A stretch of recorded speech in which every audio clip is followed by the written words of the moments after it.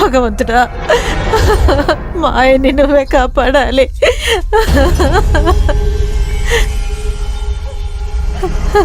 దేవుడా, ఎందుకు ఇలా జరిగింది? అయ్యో,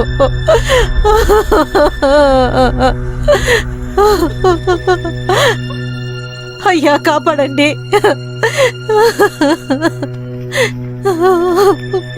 అక్కడ పడుకోబెట్టండి. అందరూ జరగండి.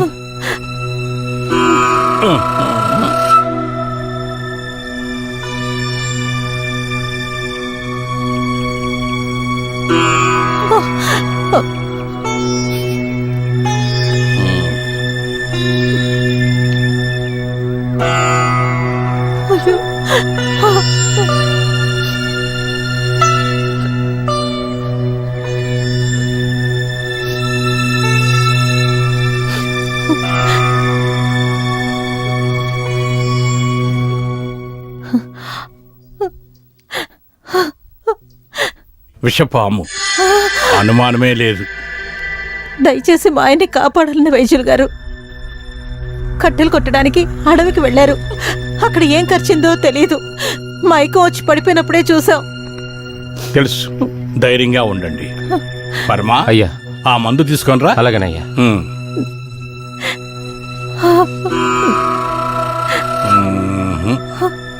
చాలా ప్రమాదంగా ఉంది. నాగుపాము కరిచింది. చూస్తే అలాగే ఉంది. ప్రయత్నం చేసి చూద్దాం. వైద్యులు గారు, భయంకరమైన విషపాములు నివసించే స్థలం అది.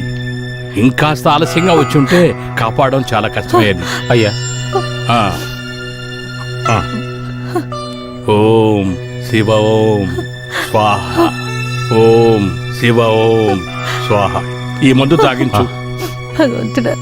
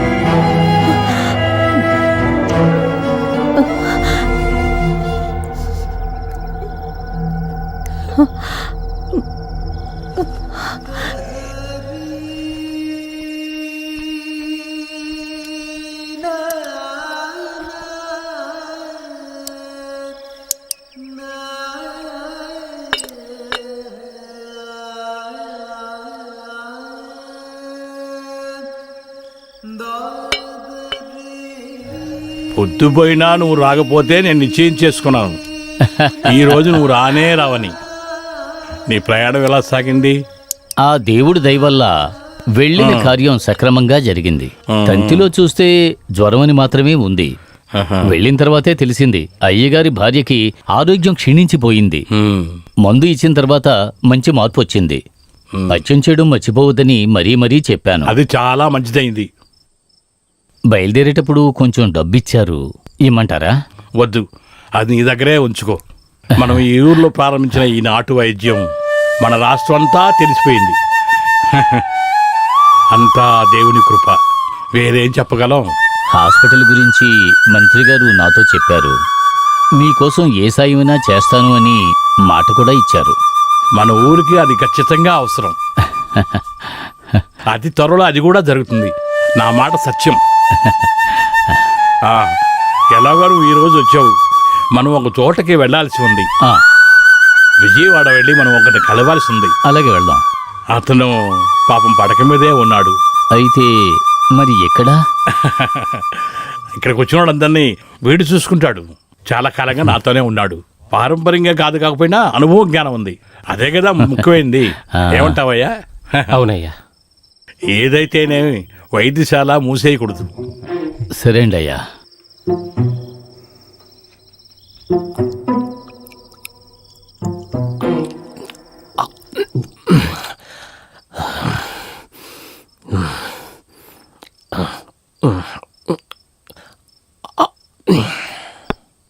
అనుభవ జ్ఞానం అంట. ఈ పరముకి ఎవరు దయ అవసరం లేదే. చేతిలో డబ్బులుంటే గనక నేను ఒక వైద్యశాలను మొదలుపెట్టుంటాను. తప్పకుండా నాకు ఒక రోజు వస్తుంది. వాడిలాగా వైద్యం చదివినోడ్నే కదా నేను కూడా. మీరు అలా మాట్లాడకండి. వాళ్ళు వేసే అన్నమే కదండి మనం తింటూ ఉన్నాం. ఊరికేం కాదుగా, పని చేస్తున్నాం కదా. ఇక మీదట అలాంటి పని నాకు అక్కర్లేదు. ఇలాగే సాగితే జీవితాంతం వాడికి బానిసగా ఉండిపోవలసిందే. మందులు నూరి చెమటలు కార్చి తిట్లు కాస్తూ వాళ్ళు ఊసేది తుడుచుకుంటూ మిగతా జీవితాన్ని నేను జీవించలేను. నేను పని చేసి ఇంకొకడు సంపాదించడానికి నేను అనుమతించను. దీనికి ఎటువంటి ద్రోహం అయినా సరే నేను చేస్తాను.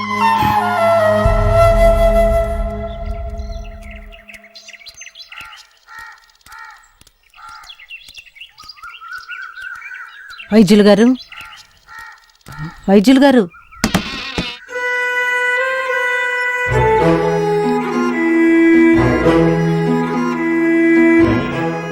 మందైపోతే తిరిగి రమ్మని వైద్యులు చెప్పారు. ఆ, ఇక్కడే ఉండండి. హ్మ్.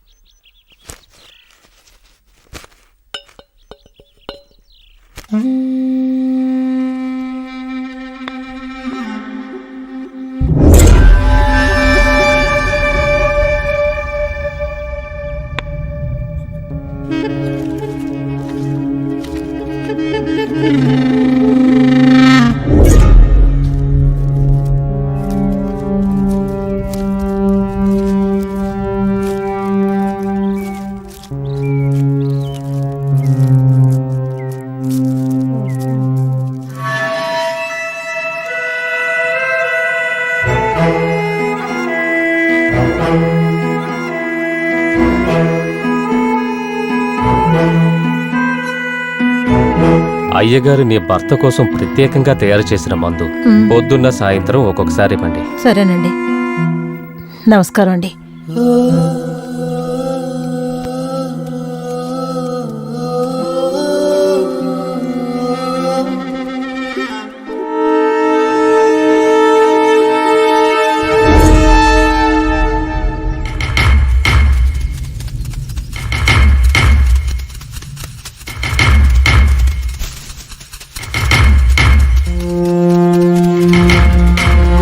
అయ్యో, ఇంత అన్యాయం జరిగేది నా తండ్రి.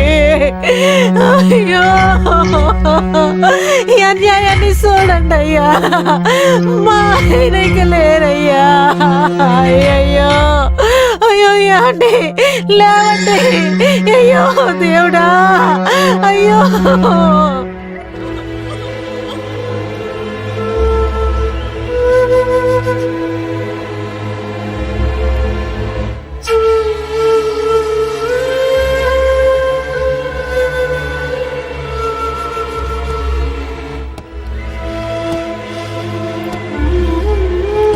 ఏమయ్యా,